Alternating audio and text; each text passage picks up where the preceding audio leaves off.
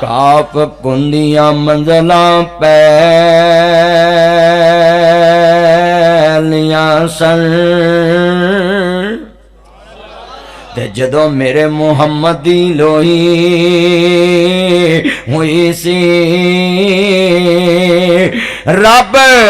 लिख देता खत्म रसालतां दा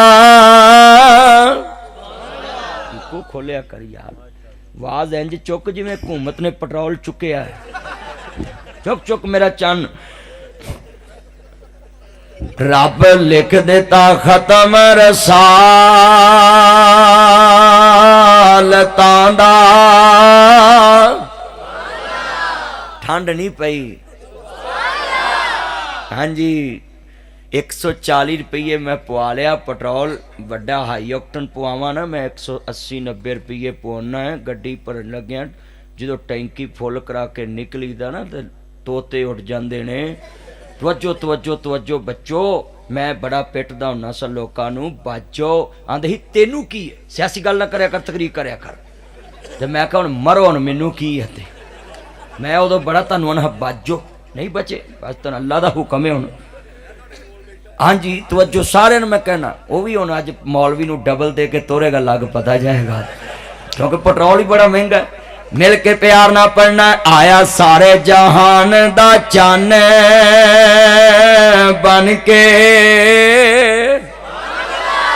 कसमें तुसी सुभान अल्लाह कई मेरा दिल जित लिया है नीली छत वाला आसमाने दुनिया ते जिदे यार ली बोले जी वो कितना खुश होया होगा आया सारे जहान दा चन बन के जिदी विच बाइबल पेश गोई होई सी शमशाम इस मट्टी नू पाग लगे बिलाल रफाकत इस मट्टी नू पाग लगे अनवर नसीर इस मट्टी नू पाग लगे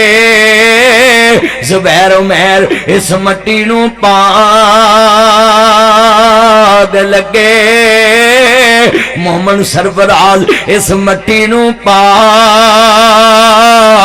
लगे जेड़ी मुदतां दी अगे ही मोई होई सी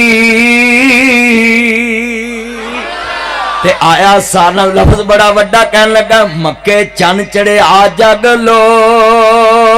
हो गई तिना साल लौ लगी है ना तवज्जो तवज्जो मक्के चन चढ़े आ जग लो हो गई ते सोना कुफर दी रात मकान आया राह भुले जांदे राहियां नू ते सोना तौहीद दा रस्ता वखान आया मुस्तफा दे आन तो पहला अंधेरा ही अंधेरा सी कमली वाला आया ते सवेरा ही सवेरा मैं इत्थों गल लैके चलनी विलादत भी मुस्तफा दा विसाल भी